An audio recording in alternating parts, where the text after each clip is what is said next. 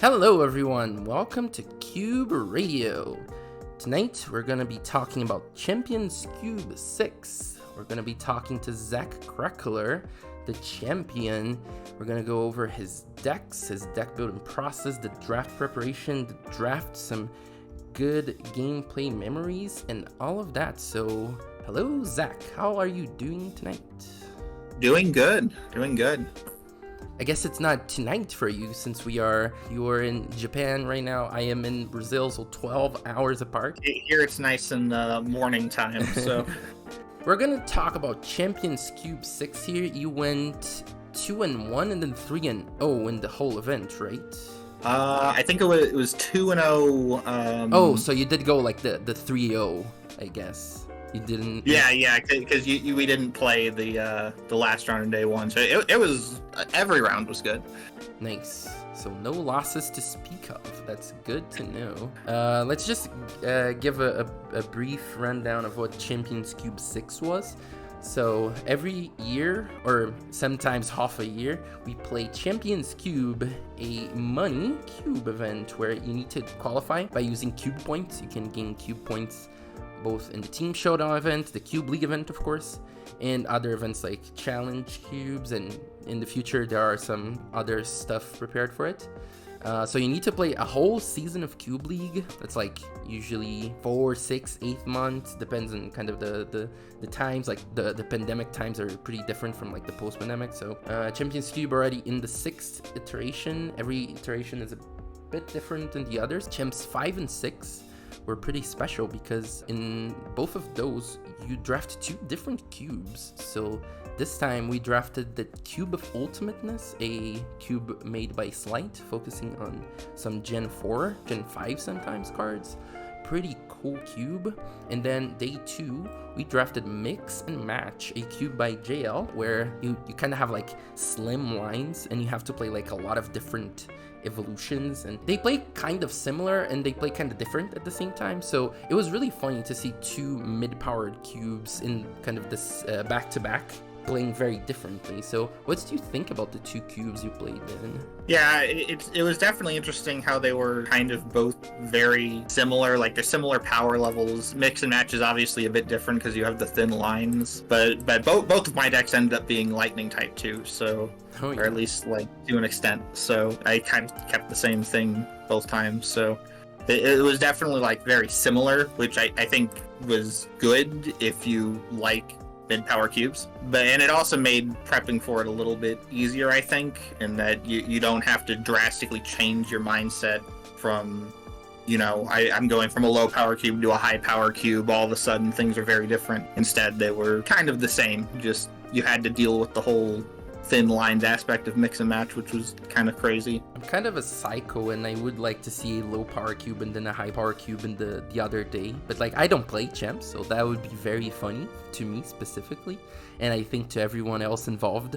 Just not funny for the players who would need to change the mindset from a day to day. Yeah, playing mid power is always great. Like nobody dislikes mid power. It's such a good power level. It's all of those cards we know and love. So yeah, the first day you pretty much played Meta Knight, so that's a dream come true. You won champs with Meta Knight. Right, yeah. So in Champs Cube, the players who have qualified vote for which of the cubes of the season they want to play. So it makes sense that it's 2 mid-power, because people love mid-power. So let's start talking about the decks themselves. I guess the first topic here would be your draft preparation. So let's start with the first cube, the Cube of Ultimateness. So for this one, it was interesting. Normally for champs, like I'll typically try and go back and look at, okay, how have I played in this before, right? How have my previous drafts of this gone? Which didn't work out too well this time, because the only time I had drafted this before was Teams Cube, which I only played 2 games. One of them, my opponent kind of dead drew, and the other one, I believe you donked me.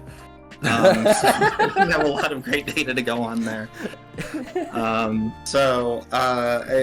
And with this cube, like I feel like looking over it, like everything was kind of similar power level. Like there was stuff I definitely wanted to try out. Like I thought Salamence would have been good. Dusknoir I always want to try, but I never find it. That would have been interesting. And the deck I actually drafted for the Teams Cube was Ampharos Vileplume, which I thought would still be somewhat decent. But in general, my idea with this one was like everything's kind of similar. So the plan I had going in was kind of do the generic base cube strategy of draft consistency early and then like see what's open and go with that.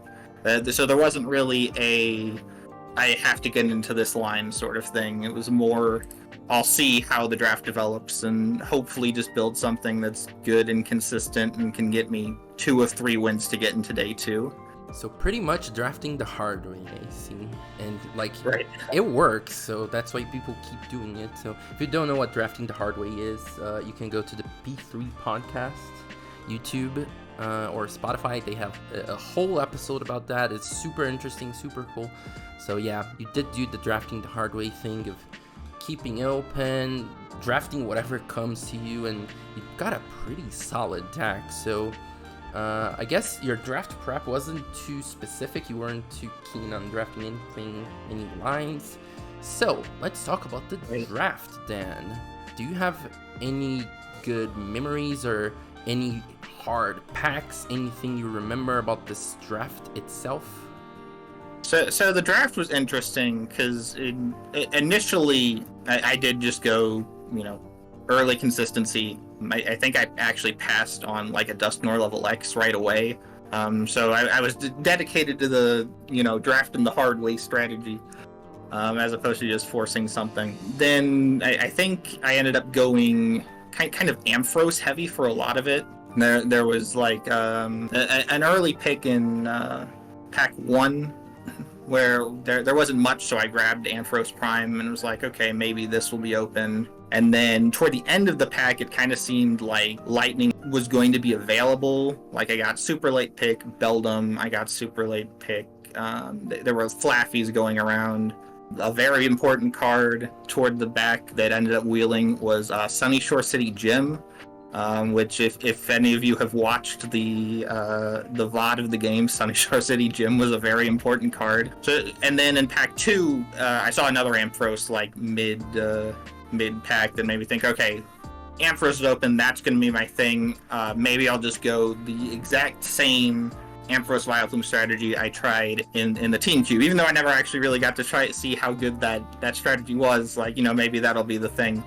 And then in pack 4, pack 4 ended up being kind of ridiculously good because I got Porygon 2. I got Download Porygon, which was really good because I had been supporter heavy the whole draft, which the deck I ended up building ended up playing, I think it was like 17 supporters, so that was wonderful. So pack 4 pick 6, pack 4 pick 7, pack 4 pick 8 was Metagross. And I had already gotten like pieces for Beldums and Metangs because they had been going around and just wheeling, so I had already sort of like built up kind of a base for that, because with Lightning being seemingly open, it seemed like that was a possibility, and then it ended up being exactly that. And then the other really big one in this draft was pack 5 pick 8. So the very last time you get to see a pack, right? After that, it's just stuff that's wheeled. So the very last unique pack that I get to see, I get Delta Dragonite. Wow. Which at that point, it's like, oh, I have Meta Knight. This is insane.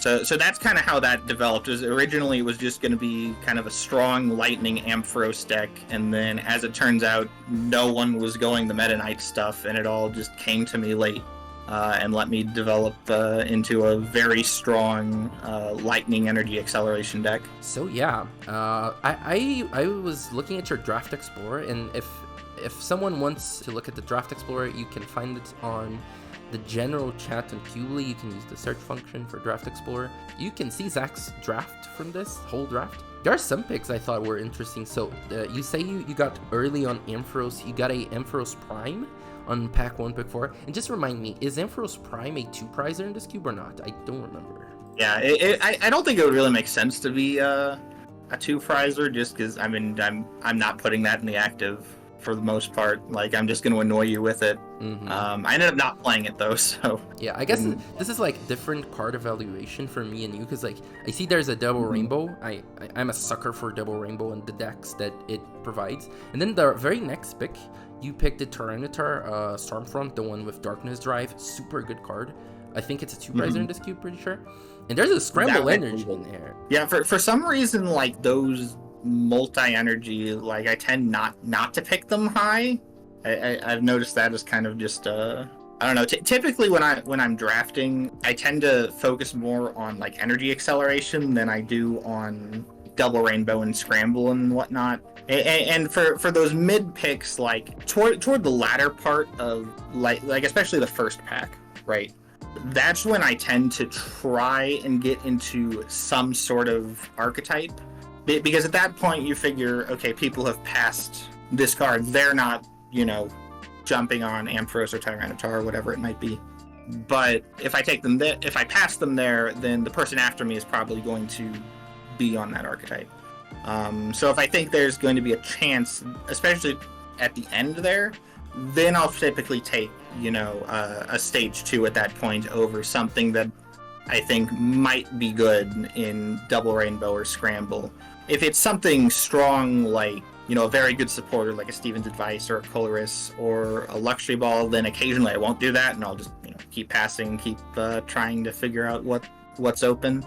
But I think at that point my mindset was like, okay, Ampharos might be open, let's grab it. And so if more Ampharos come later, then okay, that's the deck I'm on, and I can focus for the rest of the draft on that being what I go after. Which for Ampharos ended up working out. Weirdly for Tyranitar, I think I kind of abandoned that idea at some point.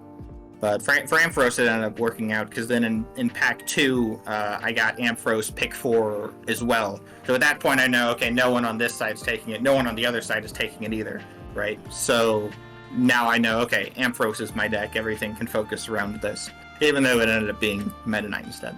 Yeah, it's really interesting, the different draft philosophies that everyone has. But I think one thing we can learn here, one very important thing that you said, is you take the Ampharos to stop anyone from taking most Ampharos. Because let's say the person on your right got let's say the worst Ampharos Prime, let's just say it's the worst. If you see a jamming or a damage bind, an Ampharos, I would say it's quite a bit better. Right. Maybe the card evaluation changes between, I already have kind of one of them, I'm gonna take the second one, and then like if you do that, you kind of give your opponent a bigger chance of drafting those cards. So I think you did the very right thing of like taking the Ampharos and then just getting rewarded, even if it is the worst one. If no one gets the good ones, then they're all going into your way. So yeah, whereas Tyranitar, like that was definitely, I felt like the good Tyranitar, like it's a two prizer for a reason. Later in that draft, I actually pass up on a different one because I think my thinking was like I didn't think the grind Tyranitar was very good, at least in this cube. And at that point, it's pick 11. It's a little weird because if you pass that, then someone else is gonna be like, oh, Dark Tyranitar is definitely open, right? So I don't remember what I took over. A Piers. That Dark Tyranitar, I just remember passing it. I took a Piers over it, so that may have been a little questionable. I think it may have just been, I don't think this Tyranitar is going to be good. Piers might be consistency that I can use. So I went that route, and then kind of hoped that if I end up going Tyranitar, no one else is on it, with it being that late. But that could have been a bit risky. But after getting the second Ampharos, I ended up abandoning that just entirely anyway, so worked out, I guess. Yeah, worked out really well, and your deck ended up being not a full Ampharos deck, actually only playing a 2-1-1 line of Ampharos from Unseen Forces, the one that moves basic energy from your bench to your active. Played a very heavy Metagross line, the 3 of them you got in pack 4 pretty late. Kind of a crazy one, but you kind of set up yourself for those. You got a lot of meta cards early in the draft. You had your Beldums and your tanks, so you were set up for that. So the Metagross, they have acceleration, you have super connectivity Metagross from Deoxys, accelerates 1 energy from the discard, a Metal Energy that case. You have Metagross from Undaunted. I always get those two sets mixed up, Undaunted and Unleashed. Has a quad smash attack, 4 energy, 50 times 4 coins. And we saw the game against MP, who got a 0 coin quad smash at some point. That ended up being not quite average, that flip. Theoretically, 4 energy, 100 damage in this cube is pretty good. And if you attack with that thing twice, like, it can go all sorts of ways. Pretty beefy at 130 HP. You have special metals as well, so pretty decent part of the line. And Metagross Delta Species, which is just an amazing cube card, has a Pokepower where you look at the top 4, get a card, and then put the rest in the bottom of your deck. Crazy good consistency through the game. I imagine that you use this card most of your games, got a lot of value from it. Yeah, the Delta Control Metagross, especially in mid-power, I think is just like one of the best cards in Cube. Because like you said, it's like you get the Delta Control Pokepower, which gives you great consistency for the entire game once it's up. Like, look at top 4, choose 1 is a great power. So even just like if that was it, then this card would be very good. But then you also have Crush and Burn, which it's 30 plus 20 for each energy you discard and play, which naturally combos well with the energy acceleration, like from the other Metagross, right? But it also gives you a way to where you can just, if you're set up a decent amount, you can just knock out anything, which happened a few times. And so having something that gives you both, really, really good consistency, but also can just be like, oh, you have this giant tanky Pokemon? Well, it would be a shame if I just one-shot it. So it's a great card, one that I was very happy to see make its way around to me. It kind of makes sense that this card goes late. The power is really good, but it's a stage 2. If you don't have any other Metagross, it doesn't really make sense for you to play it. And Crush and Burn is a 2 different energy attack. It's a lightning and a metal. So if you're not playing any of those 2 types, you're probably not going to play the Metagross. You can set it up, like with Holland's Pokemon, Scramble Energies and all.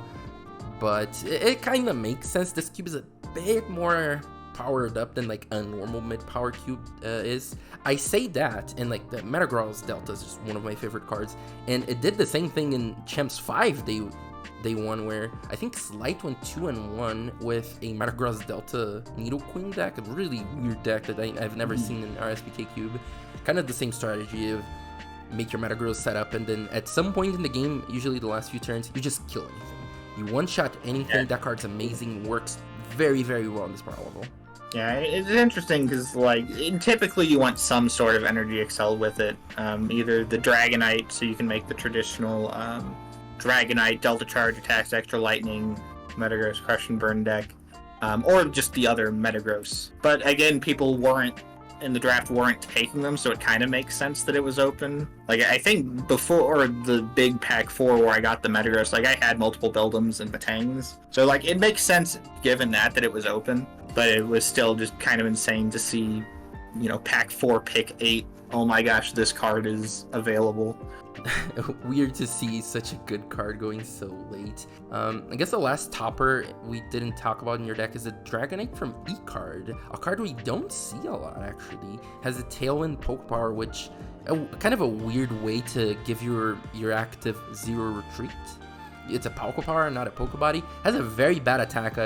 You'd probably never used it. You're not even set up to use it. Yeah, I don't think I actually played enough energy to actually use that attack. So the Dragonite was interesting. I got that before I had any of the Metagross stuff, or even the Delta Dragonite, because I got that super late. But the idea with this one was, so it's Pokepower Tailwind makes your active Pokemon's retreat cost 0, right? Which I thought would combo extremely well with the Energy Connect Ampharos that I ended up playing, especially because at that point in the draft I was an Ampharos deck focused, right? So the idea here is that so Ampharos, you can move basic energy from your bench to your active as often as you like. So what you can do is you can, let's say you have a damaged attacker in the active, like the Undaunted Metagross, it just took 100 damage, it's getting weak, but you got your 4 energy there. You can use Tailwind to make it from 4 retreat to 0 retreat, switch back to a different attacker, be it Metagross or Ampharos or whoever,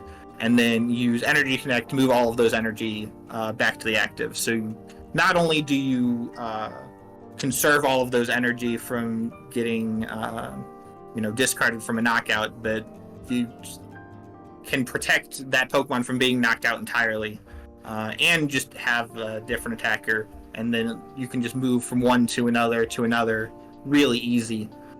Which with lightning and the Amphiroses have a ton of different attacks that are all good at different times. Same with these Metagrosses and Dragonite. Like if you looked at my games, I was moving between attackers pretty often, even without the Dragonite. So having that kind of was a neat little combo to give the deck a lot more flexibility in how you can attack, which that ends up being really important in Cube. Because in Cube, right, you have so many different things that you have to deal with. So being able to use the attacker that's best for that situation is really important. So that's kind of where the Dragonite came in. Like you said, the attack is terrible, but that one was literally just for the Poké Power. I really like to see that Dragonite scene play, because I never see that card. I have low power cubes where I'm opposed to putting that card because it's just the attack is so bad. But it's really nice to see it in a mid-power cube, a pretty powerful mid-power cube. I don't know, it seems very out of place just with the rest of these cards, but yeah, it ended up being a pretty nifty combo. So, do you have any deck building decisions? Especially, I think the most important of them is the Ampharos, because you only ended up playing one Ampharos, but you drafted almost all of them, right?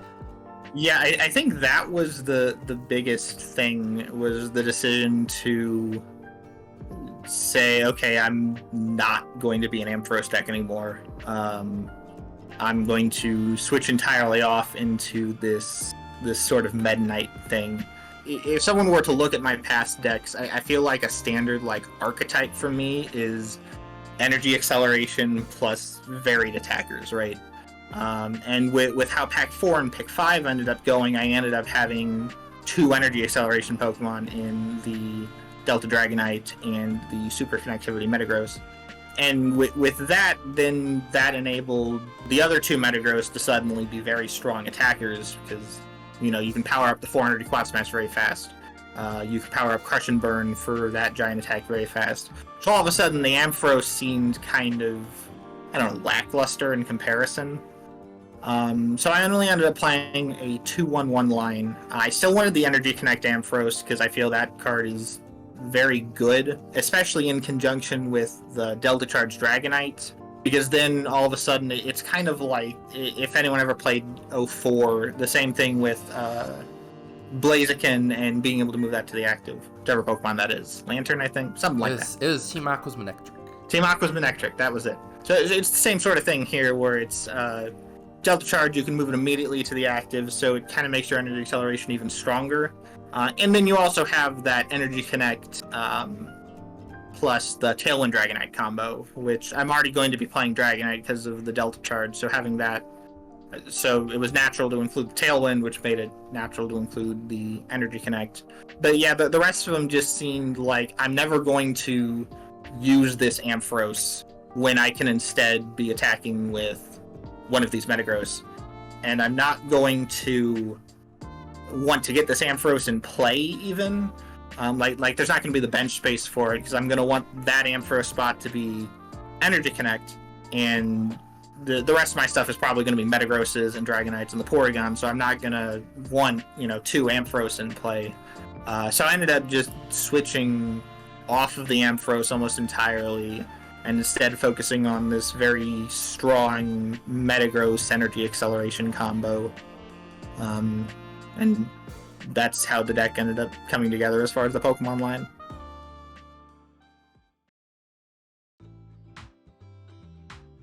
Okay, so let's talk about your games then, because you only played 2 series. This is a best of 3 tournament, so you had to win 2 best of 3s. And of course, in day 1 of Champs, you have to go either 2-0 or 2-1 to go to day 2. You played your first game against Nathan, playing AMU. In your second game against MP, playing kind of like the other Ampharos, Bowden, Manectric. So, do you have anything to tell us about those 2 games?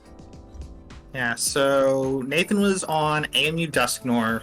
which his deck I think ended up being pretty solid. It was definitely interesting to be like, oh, you can actually use Supreme Blast. That's kind of terrifying. In his match, both games I kind of ended up just kind of outlasting him. At least in the first game. The first game was really close because he was able to set up pretty well. He had stuff like, he's attacking with the Dusknoirs. He attacked with Supreme Blast, I think multiple times, which is kind of terrifying because something one-shotting my giant 130 HP Metagross with a special metal, like that's not really supposed to happen. Only I'm supposed to be able to do that. Just to explain here, AMU was a deck in like the 2009-2010 eras. It uses Mesprit level X, which has a Supreme Blast attack for 2 Psychic. You do 200 damage, which like no Pokemon had more than like 106 HP at that time, I'm pretty sure. And so 200 is just killing anything. But you need to have Mesprit level X, Azelf level X, and Uxie level X at play at the same time. And then you discard all of your 2 Psychic energy. It's really hard to attack the thing. So it's impressive that Nathan got to attack with Supreme Blast more than once. Right, yeah, no, it was wild to see. Because, yeah, it's so much, like, you have to have so much... First off, you have to be able to draft Mesprit level X, Uxie level X, and Azelf level X, which is... And the basics for him, which in this one, it's not... Like, the Uxie, Mesprit, Azelf... It's not like they're all the super good ones, so that it's more possible, but you still have to get those level X's and realistically get multiple of them, which he did. He got 2 Uxie level X, which is kind of wild, because that's a really good card. But yeah, it's somewhat difficult to normally get those, but his deck was able to do it pretty efficiently. So how that match ended up kind of going was me kind of basically outlasting to eventually get him to a point where he didn't have Mesprit level X, Uxie level X, Azelf level X all in play, because the Mesprits and Uxies are all kind of annoying.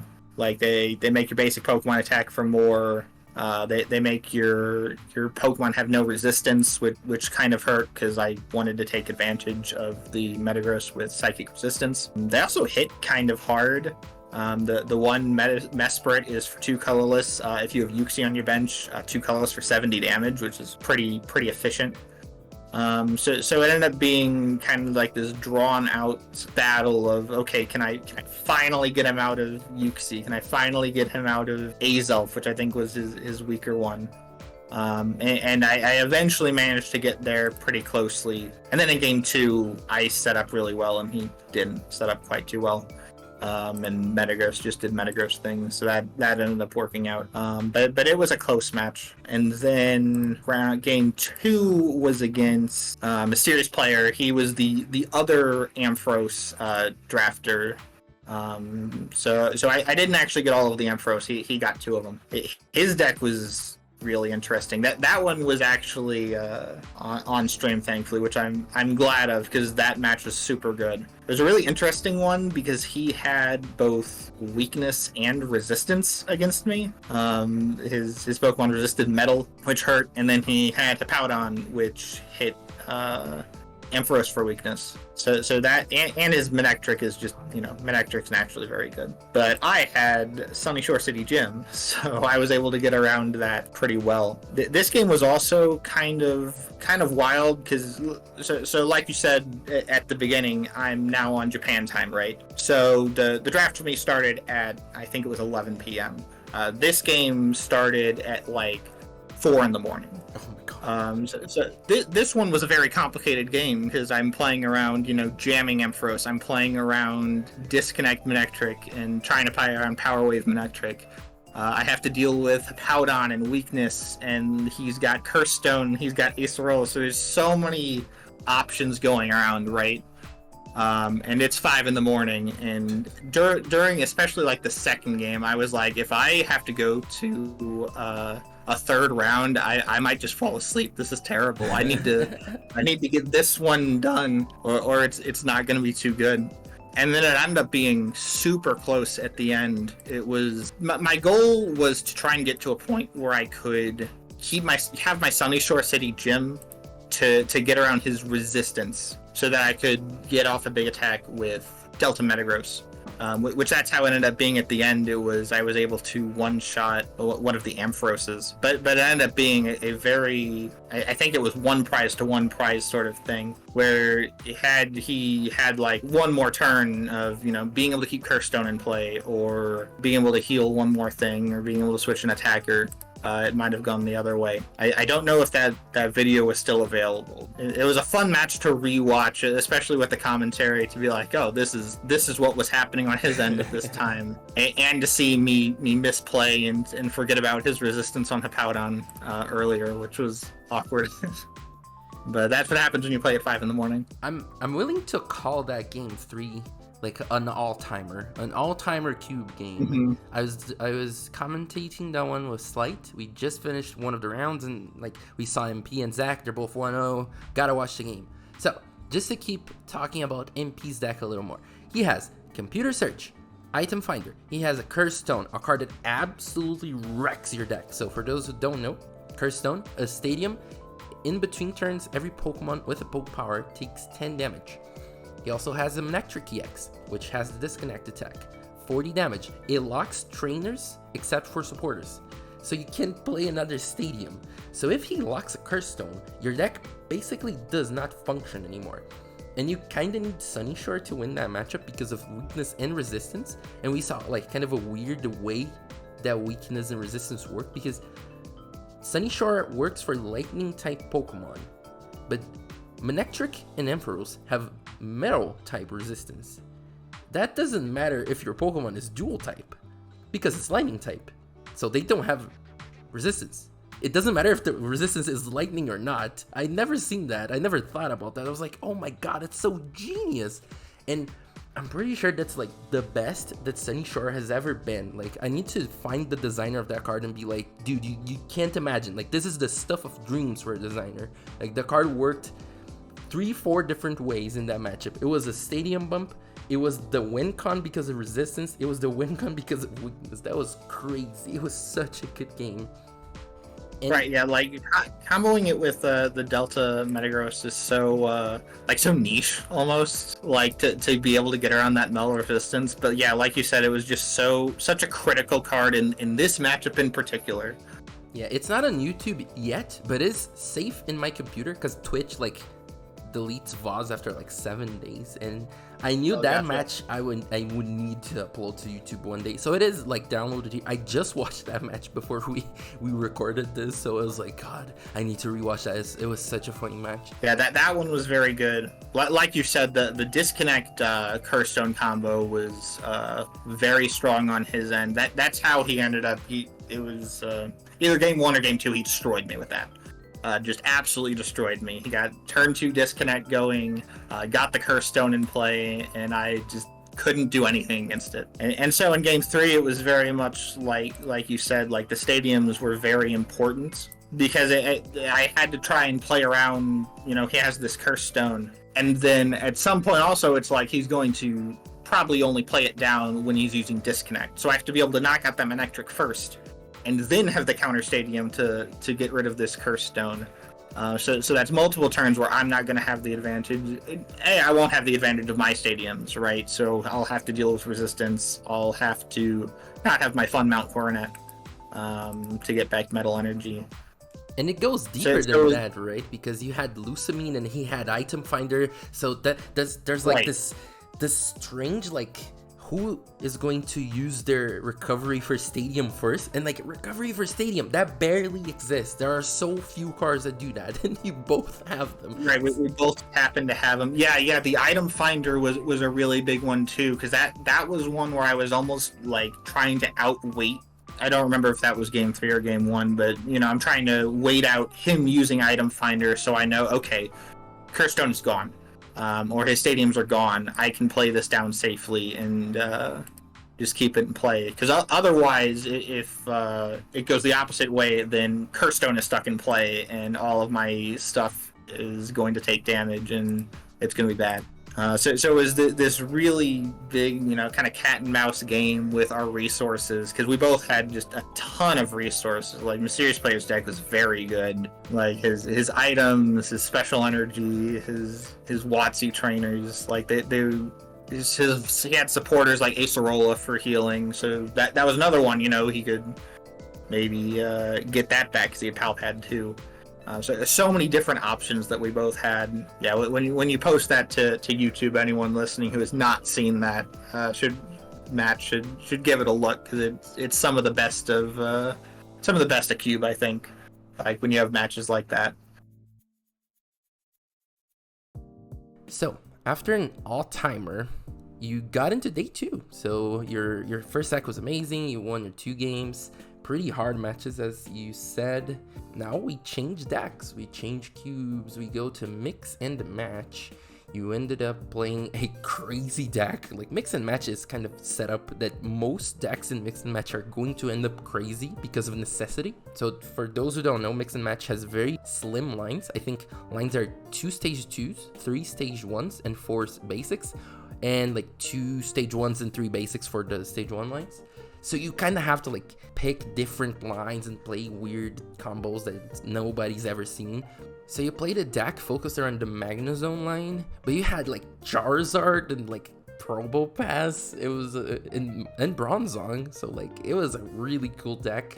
I've never seen anything like that. Those Charizards, like, I'm pretty sure nobody ever plays them except for like when they win champs. So I'm pretty sure JL is really happy to see the Charizards finally being played, because I'm pretty sure nobody ever played them.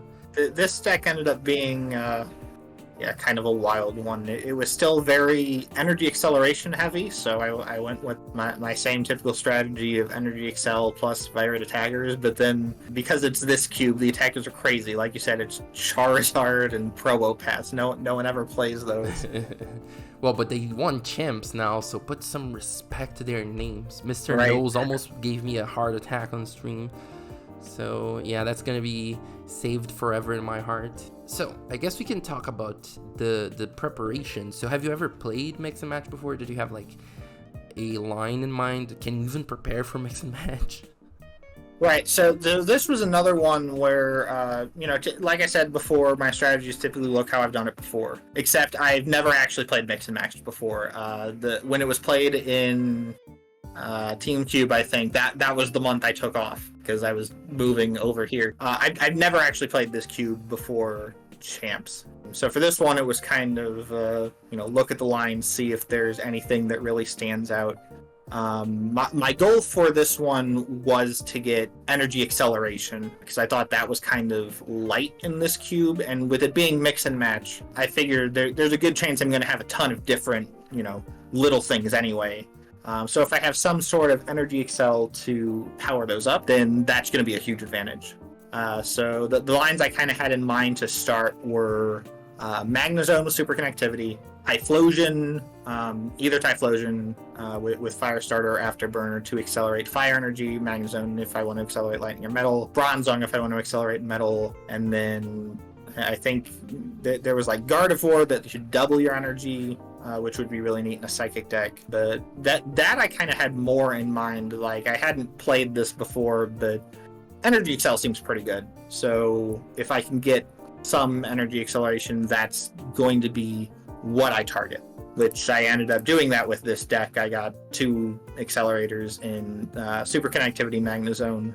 Yeah, I remember the draft. It was really hard to see acceleration in that draft. I think, I was doing that one with Sebastian, and at some point we saw the Metal Links, and Sebastian went crazy. He was like, you can play that with anything. You can, like, acceleration is so rare. So yeah, he was right in that read. Acceleration, it's just so good in a deck like this, in cube like this, where you're gonna have to play different lines anyway. You might as well just play 1 or 2 accelerating lines and just attack with whatever you need to attack with. So yeah, you ended up playing this big Magnezone Charizard deck. So how did your draft go more specifically? Do you remember like the times when you got the Magnezones? Did you wheel anything? Did you pivot out of any archetype specifically? So this one was interesting because it was a very almost different strategy than the first one, in that I kind of forced Magnezone pretty hard. Pack 1, pick 2 I drafted the not the energy acceleration Magnezone, but the other Magnezone, the magnetic search Magnezone that lets you search for a lightning or metal Pokemon. And so that was my pick 2, because I figure if I pass that, there's no chance I'll be able to go Magnezone, and I think Magnezone's really good. So I drafted that immediately. My early draft was actually a lot more focused on Pokemon while trying to kind of figure out what's, because with mix and match with the lines being thinner, I felt like you had to almost make sure you had your Pokemon first, and then focus on consistency as opposed to the other way around, because otherwise it's going to be very difficult to get into any lines. So I ended up going, Magnezone pick 2. I took Energy Train Sceptile set pick 3 because maybe I wanted to go grass. And then the Charizards were actually interesting because I think in both cases I got the Charizards on a wheel. The Stormfront Charizard I got pack 1 pick 12, and then the Charizard EX I got pack 2 pick 9. So those I didn't prioritize the Charizards at all, but they kind of they wheeled around, so I was like, all right, I'll have Charizard in here, and if I end up getting this energy acceleration stuff, right, then Charizard kind of works really well with that, because both Charizards have a Pokebody where all of the energy attached to them is fire energy, right? So any energy works with them. So it doesn't matter if I end up going Magnezone and accelerating lightning and metal, but instead that suddenly becomes colorless, and so they become viable attackers. So after the first 2 picks, that ended up kind of being my fallback is going to be some sort of Charizard deck, but hopefully I get the energy accelerators I'm looking for, right? And they were kind of, you could kind of tell that lightning was going to be open just based on what was wheeling. The other unique thing I think about the mix and match is it's a lot easier to pick up signals of what people don't have. For instance, in pick pack 2, right? A Bronzor wheeled to pick 11. So suddenly it's like, okay, no one has the Bronzor most likely, because they would have taken this Bronzor because you can't really pass it. And like Magnemites and Magnetons were going later. So it was kind of like, okay, this is probably open. And then in pack 3, I think pack 3 pick 2 is probably my biggest decision of the draft, because in that one there was a Magneton, but there was also a Typhlosion Prime, which Typhlosion Prime is one of those very few energy accelerators in this cube. And I ended up actually taking the Magneton over it. That was a close decision, because at the time I think several Cyndaquils and Quillavas had passed.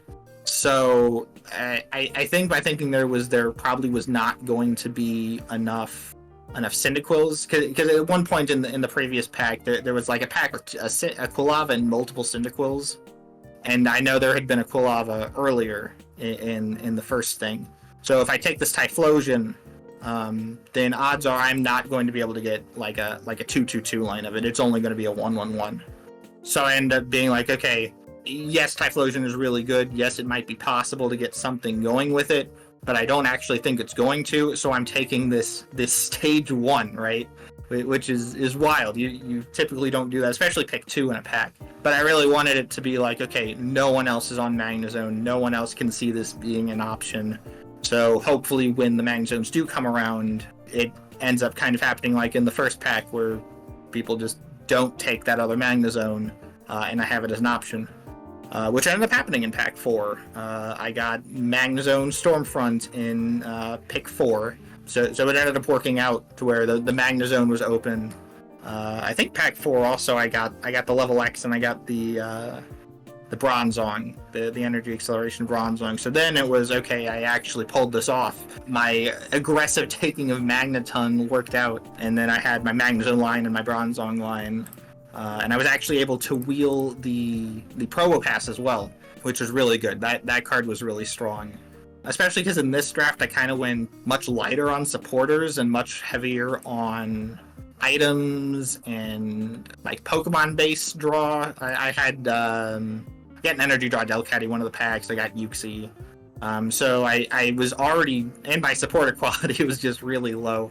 I remember looking at Slight's deck and being like, oh, these supporters are in the cube. I didn't realize there were things like, Cynthia and Colorus and good cards. My draw was Alistair and TV Reporter, like, draw 3.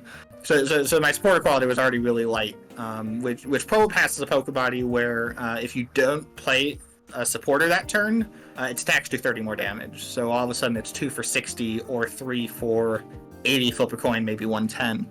So that ended up kind of just working out really well to where my deck was naturally built for the Probo Pass. So wheeling that was a really good one too. But yeah, that's kind of how it all came together. I was bound and determined to go Magnezone, and then I ended up going Magnezone. Man, I don't know what happened when you went to Japan, but like you got some medals, some type of rare medal, because like this draft was crazy, and like the same as the last draft, you got pack 4, pick 2, Magnezone level X, pack 4, pick 3, Bronzong, and then pack 4, pick 4, Magnezones. Again, back to back. Again, same thing as the Metagrons in the last draft. This is crazy. This is so funny to see. The deck just kind of, I mean, you set yourself up. It was not just luck, but it is funny to see they just appearing back to back and free for the taking. And your deck ended up really well built this time. So I guess we can talk about like the whole deck now.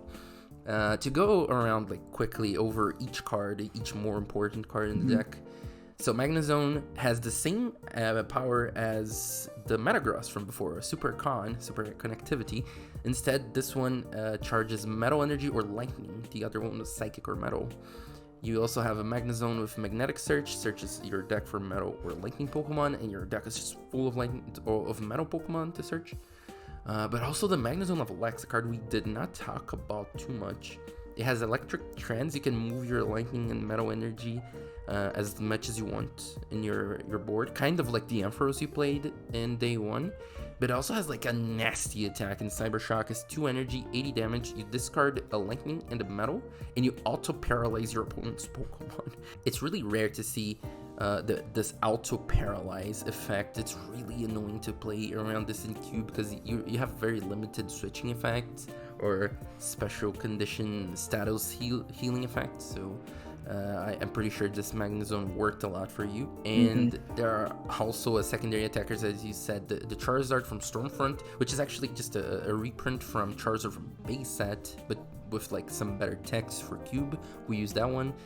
Of course, 4 energy, discard 2, but you can attach any type of energy. And the Charizard EX from Fire Leaf Green, kind of the same thing. All energy attached to it are fire, and then 5 energy, 200, discard 5 fire energy. Of course, you played 2 boost energy. They are really good with those Charizards because you can use 1 attachment for 3 energy, and you have to discard them anyway, so the cost of playing them in your deck is not really too high, but the payoffs are really good. And then to end the attacker line, there's a Probo Pass. You already talked about it. 2 for 60, draw a card when you don't use a supporter. Just such a good attacker. Also, interestingly, your deck had 2 of the Jirachi, both Wishing Star and Stellar Wish. Newer players might remember Stellar Wish from Standards of the Past, but Wishing Star is an even better version. You can get any card instead of trainers. And yeah, when you compare the supporter line is quite weak. There's like 1 of each Holland supporter, which is kind of cute with 2 Holland Transceiver. You got some, I remember you getting some good use out of farmers in your games in the finals. The recovery aspect was really important, and you had kind of 3 uses of farmer because you can use the farmer itself, Holland Farmer, of course, and then use Holland Transceiver to get the Holland Farmer from the discard, use it again. So yeah, really interesting deck there. You had Delcatty, you had Bronzong.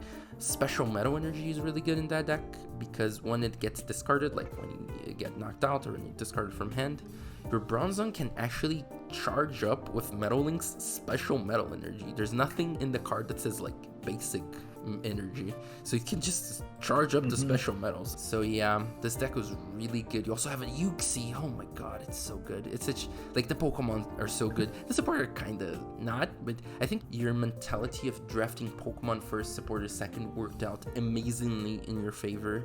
When we saw your games and like we saw other games, it's night and day difference between, like, we saw a lot of JL's games because we saw him drafting, and his deck was like kind of bricky, the attacker was not amazing. Your deck just worked so well.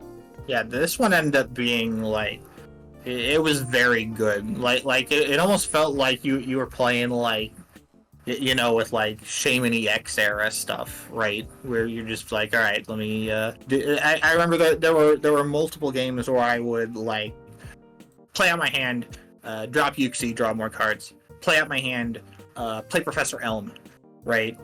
After using a supporter earlier. So it was like I'd go through like, you know, 20, 30 cards of the deck like right off the bat, and then even without like using a supporter. So sometimes I would do that and then attack the Probabass for 2 for 60. It ended up being as weak as these supporters ended up being. Like I said, I have draw 3, but there was a lot of good tech supporters there, like the Holen Farmer, like you said, which is really, I feel, especially in this cube where you don't have large lines, it was really important to have Pokemon recovery. So being able to use that multiple times is good. Holen Last was really important with Energy Draw Delcatty. That actually ends up being a very good card. The Peony was really interesting. So Peony is discard your hand and search for 2 trainer cards, which typically ended up being like, I could do that and find, say, Luxury Ball or Dual Ball, so I could find Yuxi, or I could search for something else and find Professor Elm. So it ended up being like, oh, maybe I can just use this, and then I'm still going to draw 7, but also get this important thing, and possibly get energy in my discard pile for these energy acceleration fellas. So the supporters were a lot of tech things, but not a lot of straight draw. But the Pokemon draw I had and the items I had more than made up for that, and ended up making it very, very consistent. And then the items I had were just kind of great. I had 5 Pokemon search things, which if you can get that many while also having Pokemon that draw cards, it's really good. And then, you know, Misty's Wrath and Elm are good. But the whole deck kind of comboed really well together. Like, it ended up working out much better than I would have thought going in trying to build this archetype. It was kind of funny that it ended up being really similar to the first deck, and that I had, you know, instead of Metagross, now I have Super Conductivity Magnezone. Instead of Dragonite, well, now I have Bronzong. Instead of Ampharos, well, now it's Electric Trans Magnezone level X. Instead of the Crush and Burn Metagross to do a big attack, well, now it's Charizard. So it ended up being kind of the same sort of idea, but much more consistent, much more efficient. It ended up working out really well. It's really funny. You can use worse cards to like better effects almost. Because I would say like the Charizards are like worse cards than any cards you used on your last deck. But when you watch the games, those Charizards, they put so much pressure. You're playing an open deckless tournament, your opponent has to play around your Charizards. If they only have 1 threat and you have like an accelerator, 2 energy on the board, you're just gonna die to 1 boost energy. And it's not too hard to get them. Like, you have a lot of draw in this deck, as you said. Even if your supporters kind of suck, you can get them in a lot of different ways. So it's really funny to see like the same deck with different cards. Kind of the quality of the Pokemon, the attackers and such is worse, but I think the decks is better. Like, if you put those 2 decks one against the other, I think the Magnezone deck has like few different options, and it might go out on top. And even if like the power levels are a bit different, I'd say the mix and match is like slightly lower power than Cube of Ultimateness. But it's so interesting that this deck ended up like that. And I'd say that the cards you drafted that are not in the deck, there are no like hard deck building decisions, right? You kind of just went all in this line and just kind of played it. Yeah, this one wasn't like, oh, I have, I have something I have to. It wasn't like last time where I had Ampharos and then I decided not to play Ampharos. This one was kind of, okay, I'm playing this. I am playing Magnezone. It's gonna happen. So the deck building itself was pretty straightforward. It was kind of just paring down, the trainer line to make everything fit, making sure I have enough energy for the Delcatty. But there weren't really a lot of difficult cuts. I thought this was a pretty efficient. I'm drafting the cards I'm playing sort of thing. Probably the biggest thing was like I guess the decision to, instead of focusing on consistency, deciding to include this Charizard line, which, like you said, Charizard ended up being very strong. Like it's the fact that I was able to get it early enough to make sure that I drafted these boost energy, I think was very important. Because then, like you said, out of nowhere, it can just be, oh, I'm going to do 200 damage and knock out whatever thing you have. You have to play around that.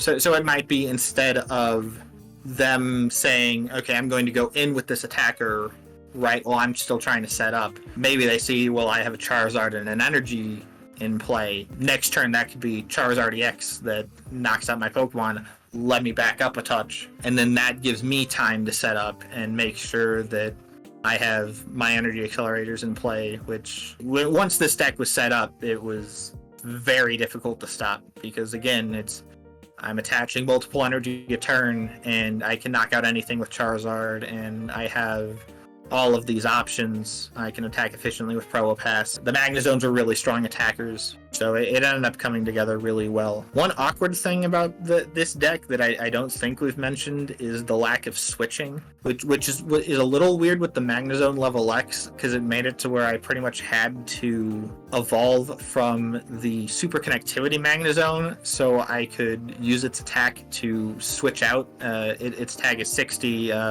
You can switch and make your opponent switch. So if I could do that, then I could get the Magnezone out of the active and attack with something else. But if I evolved from the other one, then I would somehow have to pay that for retreat, which wasn't going to happen. That was a little awkward. That's really my only complaint about this deck. Other than that, it worked out very well. Yeah, I think if you put 2 switch in this deck, it goes from like great to amazing, because you also have 2 Jirachi. So imagine like in the mid game, if you can get some Jirachi value, that would be just crazy.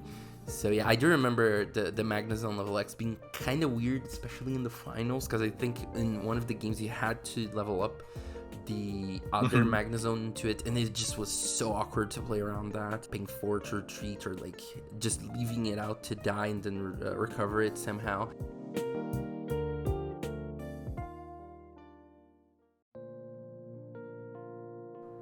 So, your games with this deck, you played 3 games, 1 more than you played on day 1. You played round 1 against Fruits, round 2 against JL, and then the finals against Willy. So I guess let's start from the start. You just made your deck and you go round 1 against Fruits. He played kind of a Dusknoir Glaceon deck, kind of a locky, annoying, aggressive, very mix and match deck. Yeah, so day two was a little nicer than day 1 in that I took a solid nap beforehand, so I was much more rested, which helped. Fruits' deck was a bit obnoxious. Glaceon having metal weakness came in handy quite a bit, because Glaceon level X is really annoying in that it shuts off my Poké Powers, and my deck relies a lot on Poké Powers. But it was nice to be able to be like, okay, Crush Volt can knock this out. The Dusknoir likewise was like that. Dusknoir level X is I only have 1 counter stadium for the Dusknoir level X, so if it can stick and play, then I'm in trouble. And the other Dusknoir is pretty solid too. So his deck was kind of a very interesting, like, sort of spread deck, sort of control deck. Also very he had an energy draw, which was nice. He didn't have quite as much success with energy draw. There was definitely, like, some of our games weren't I know there was at least one that was like he just didn't get set up, so not much happened. But it was an interesting match. But my deck kind of just, if I would get set up, then there wasn't too much he could do. The one game he did get out really quick attacking with the Ice Blade Glaceon, which was really obnoxious. So he ended up beating me in one, which I think was the only match or game I ended up actually losing in day 2. Was quick Glaceon doing annoying things and knocking out my guys while I was struggling to set up. But the other 2 were kind of, I get Magnezone going. Magnezone level X was really strong. He only had he had switching, so it wasn't as like I couldn't lock him with paralysis, but it was still the fact that I can one-shot his Glaceons.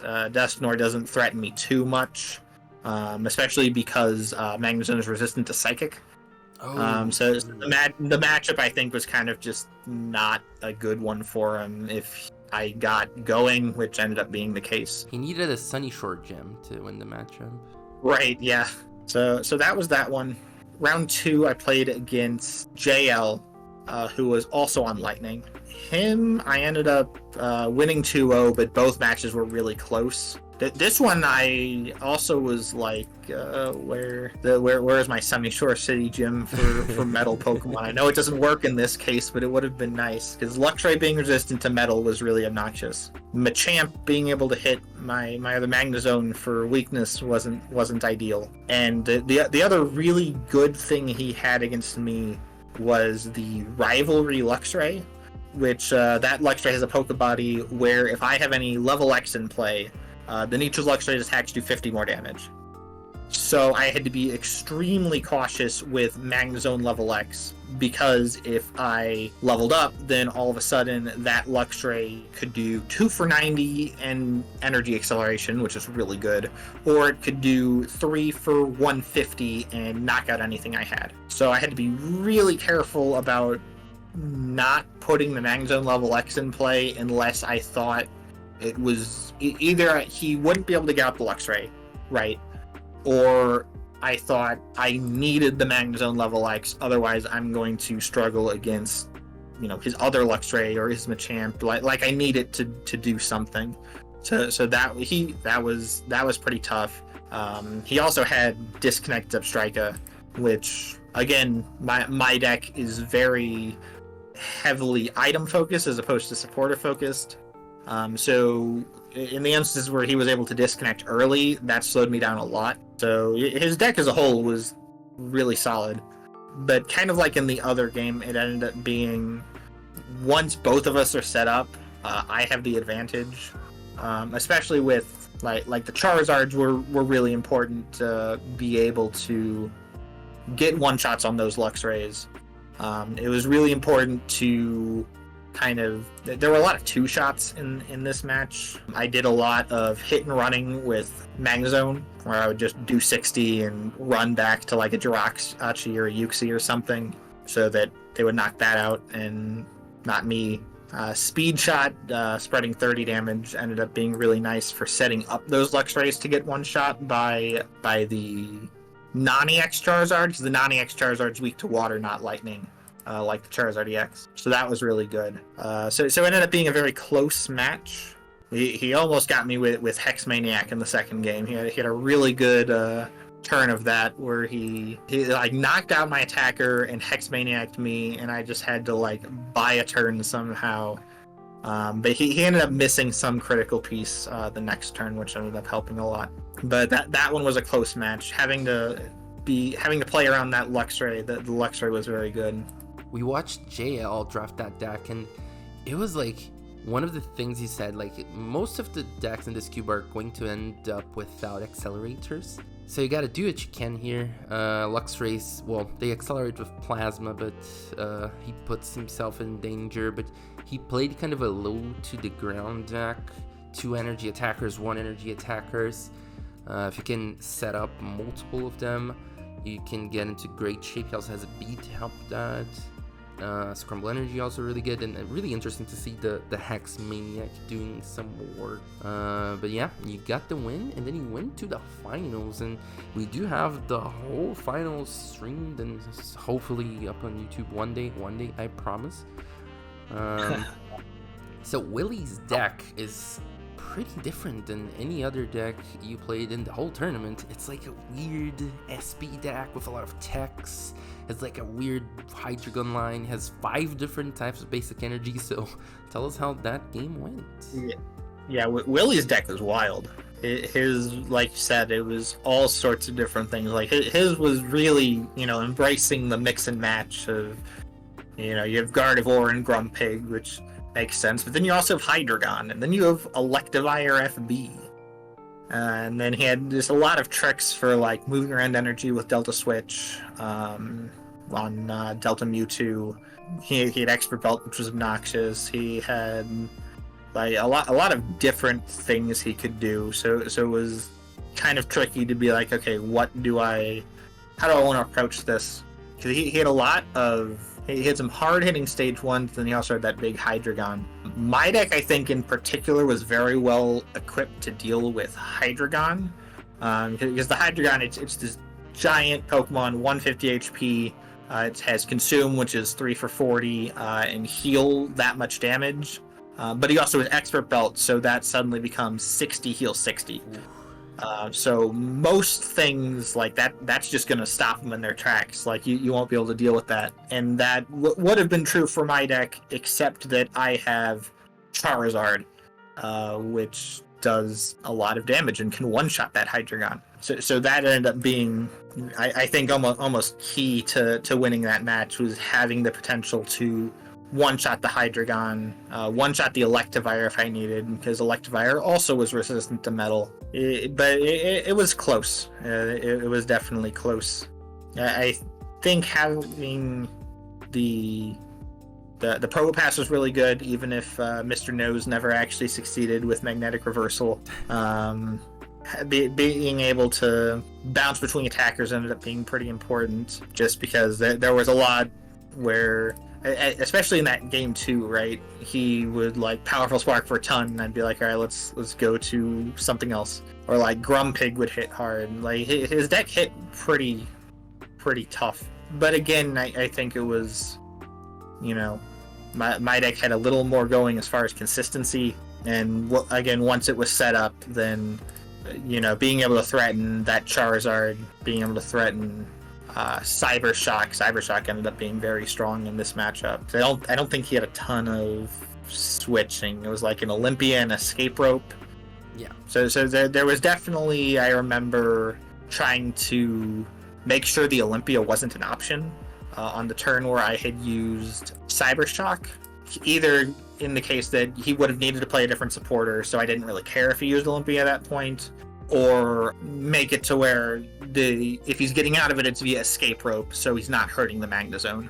I think this was probably the match where Cybershock ended up being the most important, if I'm remembering correctly.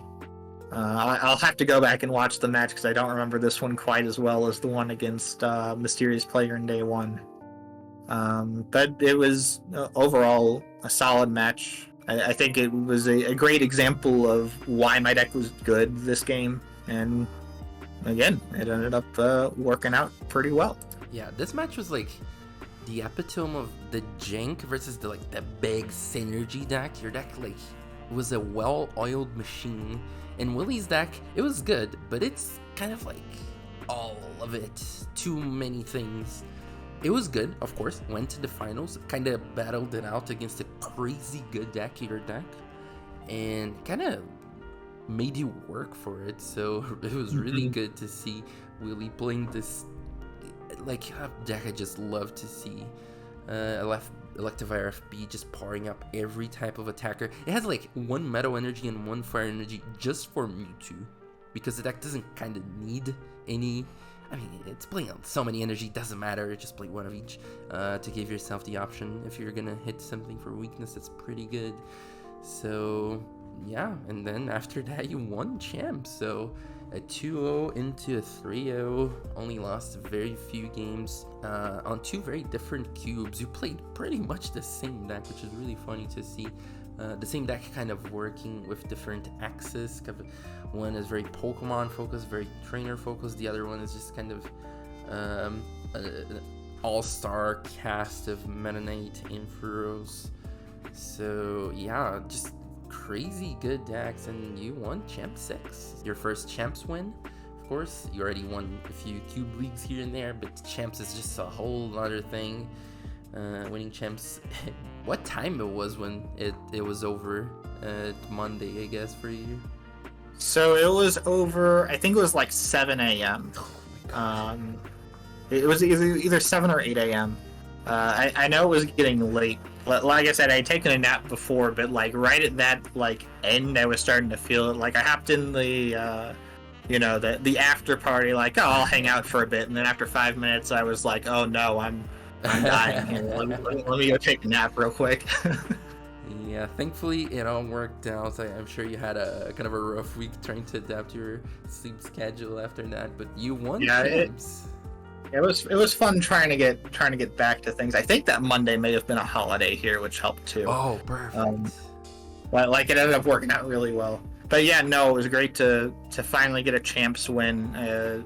Traditionally, I feel like I've been pretty bad at the Champs Cube. Like I've been improving, but like compared to normal Cube League, like the performance has definitely been worse, which makes sense because it's the competition for Champs is really good.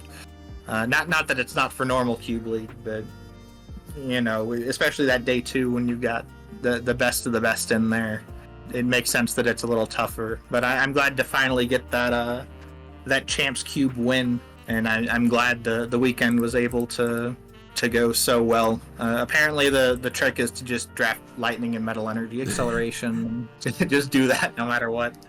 Yeah, shout outs to my boy Sebastian, who in the draft was talking about Electivire FB, was talking about Magnezone. That was his like number 1 priority, and JL never saw them because he saw most of them. So yeah, Sebastian had the read, had the insight of knowing that those lines end up being in the finals against one another. Yeah, right, finals matchup. Yeah, like he was on to something. So yeah, congratulations to you, Zach. On Champ 6. Probably see you in Champ 7 and a few Cube Leagues here and there. I guess that's gonna do it for us. Do you have anything else you want to talk about Champs, about the cubes? Not in particular. I just hope that for Champ 7, I hope people definitely try and get involved. Hopefully experience some of this for themselves. We have the full schedule for the season 7 cubes, so you can kind of see in advance, okay, when is everything happening, so it's not popping up last minute. So I definitely hope people take advantage of that and get involved, because it is a ton of fun. It really is. Yeah, Champs is just so much fun. I really like to organize the thing, stream it, talk about it the whole year, be like, oh my god, do you remember that Magnezone deck that won Champs? Mr. Knows. Oh my god, it's so many good memories for us. The people who play, the people who organize, people who watch. So yeah, really love Champs, and Champ 7 will be here in June of next year. So I hope everyone tunes in for that. That's gonna do it for us over here at Cube Radio. Thank you, Zach, for the interview. Congratulations on your win, and see everyone in the next one.